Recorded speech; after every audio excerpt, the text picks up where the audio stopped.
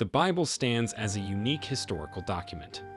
Unlike any other found in public libraries, its narrative spans from the dawn of creation to the apocalyptic finale of our world. None other dares to encompass such a vast spectrum of earthly events. The very genesis of our world remains unchronicled, for no human bore witness to its inception, and thus the authorship of its beginning eludes our grasp. In this, we hold a singular distinction, the exclusive knowledge of how it will all culminate. The Lord's revelation of the future wasn't to merely satisfy curiosity, but to prepare us for the days to come, ensuring we wouldn't be caught unawares or misinterpret the unfolding events. Gratitude fills our hearts for Jesus, who openly shared what lay ahead. Many ponder, are these the end times? Yet, the Bible speaks not of a singular moment of the last days, a continuum spanning 2 millennia since Pentecost, where the inaugural prophecy of these final days was fulfilled. Each Christian generation must stand vigilant, ready for the Lord's return. Within the pages of the Bible, predictions abound, a staggering 735 glimpses into the future, woven throughout 1/4 of its chapters, from start to finish. Essentially, it's a prophetic tapestry, with certain books emphasizing predictions more than others. Astoundingly, 596 out of the 735 prophecies have already come to pass, aligning precisely with Scripture's foresight. A remarkable 81% accuracy adorns these biblical prophecies, some dating back centuries before their actualization. This monumental success instills confidence that the remaining 19% will follow suit. Most of these yet-to-be-fulfilled prophecies revolve around the second coming of Jesus and its aftermath. Around 20 such prophecies linger on the horizon, awaiting fulfillment. We watch attentively, for Jesus commanded us to watch and pray.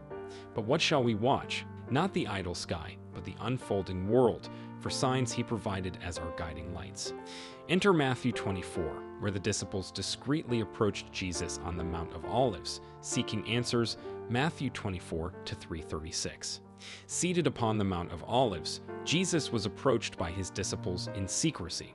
They inquired, "When shall these things be, and what sign shall there be for your return and the world's end?" Jesus responded unequivocally, shielding us from deception. We cherish his directness. While the book of Revelation offers a deeper, comprehensive answer, here he provides a succinct overview of the preludes to his return. He warned, "Beware, for many shall come in my name, proclaiming my messageship, and they shall deceive multitudes. Rumors of wars and conflicts shall reach your ears, but fear not. These must occur, yet the end lingers. Nations shall wage war upon nations, kingdoms against kingdoms. Famines and earthquakes shall afflict many corners of the world, yet these are but the early labor pains, more profound agony awaits. Persecutions will rise, arrests, hatred, betrayals.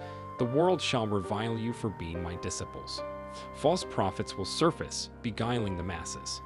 Sin shall permeate society, and love shall grow frigid, but those enduring until the end shall find salvation.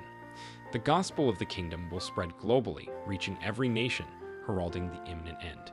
Consider the day foretold by Daniel, the abominable act profaning the holy place. Readers, take heed. Those in Judea must flee to the hills. Those on rooftops refrain from entering their houses to retrieve possessions. Toiling in fields, do not return for a coat. Pity pregnant and nursing mothers in those days. Pray that your flight is not in winter or on the Sabbath. The anguish shall surpass any in history. Were it not for God's mercy, none would survive. But he shall truncate those days for the sake of his chosen. When they announce, "Behold, the Messiah is here," or "He is there," do not be swayed. False messiahs and prophets shall emerge, performing deceitful wonders, striving even to deceive God's chosen. I forewarned you. If they cry, "He is in the wilderness," do not venture forth. He hides within, they may claim, do not believe. For my return shall blaze like lightning, spanning from east to west, and the Son of Man shall appear. As vultures gather where carrion awaits, so shall these signs herald the end. That brings us to the third sign, the distress of Jerusalem. Geographically limited, this sign holds immense significance.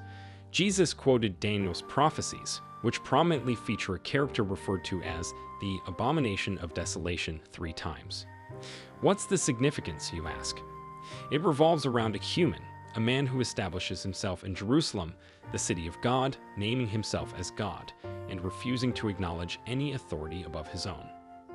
A tyrant whose arrival will resonate globally, but remains rooted in the heart of Jerusalem, the holy city. Jesus then points to the fourth and final sign, one that occurs immediately afterward. This is the moment when false prophets and messiahs no longer cloud the picture. It's a swift transition.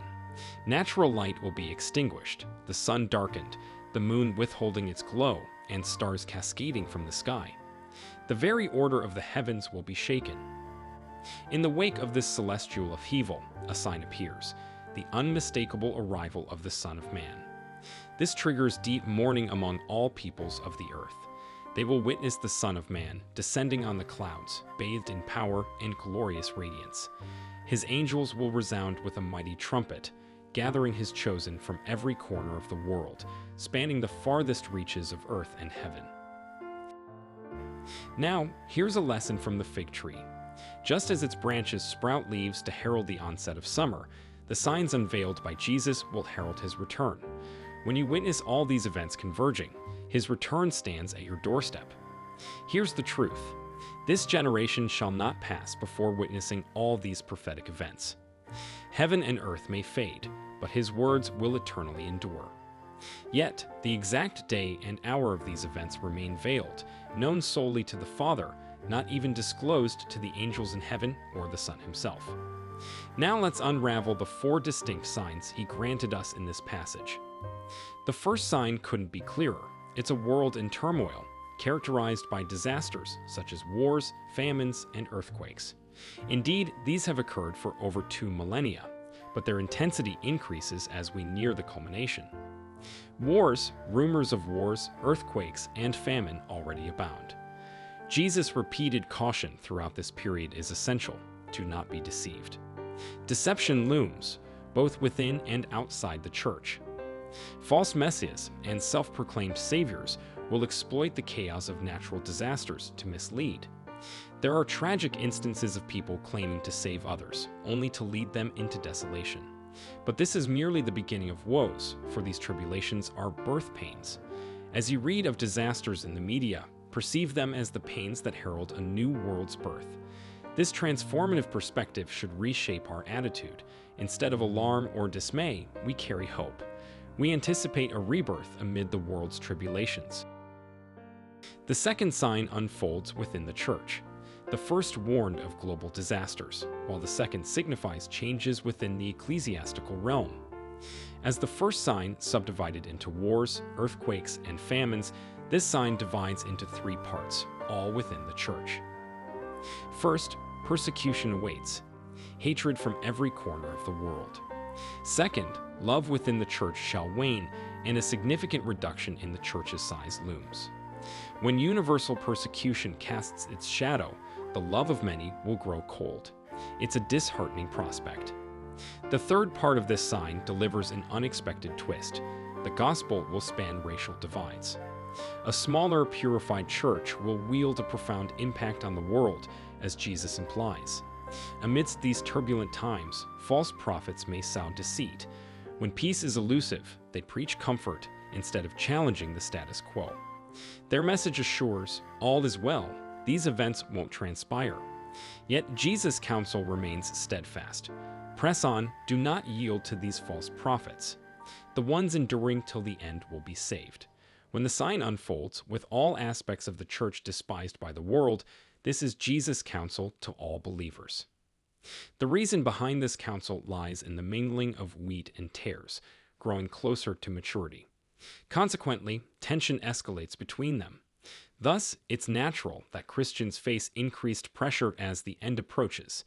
Christians are societal outsiders, prompting hatred. Our citizenship resides in the heavenly realm. We are unique. This uniqueness stirs animosity, just as Jesus, distinct from all others, drew hatred upon himself. John 15:19. If you were of the world, it would love you as its own. Instead, the world hates you because you are not of the world, but I have chosen you out of the world. Being despised is not a pleasant experience. Now, let's delve into the third sign of the end times, the distress of Jerusalem. This sign is geographically confined yet immensely significant. Jesus references the prophecies of Daniel, particularly the recurring figure known as the abomination of desolation. It raises a crucial question. What's the significance of this character? Well, it revolves around a human, a man who boldly establishes his authority in the very heart of God's city, proclaiming himself as God and bowing to no higher authority. This tyrant's arrival will send shockwaves across the globe, yet his focus remains centered in Jerusalem, the sacred city. Jesus then points us to the fourth and ultimate sign, the one that will occur immediately after these events. At this juncture, there's no room for false prophets or messes. Deception becomes impossible. Everything unfolds too swiftly. Here's what transpires. All natural light will be extinguished. The sun shall dim, stars shall fall. This scenario is repeatedly foretold throughout the Bible. Isaiah vividly describes it. The heavens will be rolled up like a carpet. All the stars of heaven will be dissolved. The skies will be rolled up like a scroll, and all their stars will fall like withered leaves from the vine, like foliage from the fig tree. The natural luminance vanishes, paving the way for the impending radiance of his return. God, figuratively, turns off heaven's lights, preparing for the dazzling light that will accompany his return. He descends on the clouds to earth, and we shall meet him. There isn't an earthly venue vast enough to accommodate such a gathering, so we shall meet him in the air. Isn't that a magnificent prospect? As Jesus succinctly puts it, when you see all these things, you know he is at the gates, just about to walk through. Then he offers a simple analogy involving a fig tree, an analogy that has occasionally led Christians astray. He says, now learn this lesson from the fig tree. As soon as its twigs get tender and its leaves come out, you know that summer is near. Jesus conveys that when you observe all these events unfolding, you will know that the time is upon us. This fig tree analogy isn't an allegory. It's a straightforward comparison drawn from everyday life, a teaching style Jesus frequently employed. When you witness the fig tree signs, you predict the arrival of summer. Similarly, when you discern these four signs, you know that the moment is approaching. Regrettably, some have misinterpreted it as an allegory. In conclusion, let's reflect on the question for today. What worship song has drawn you closer to God?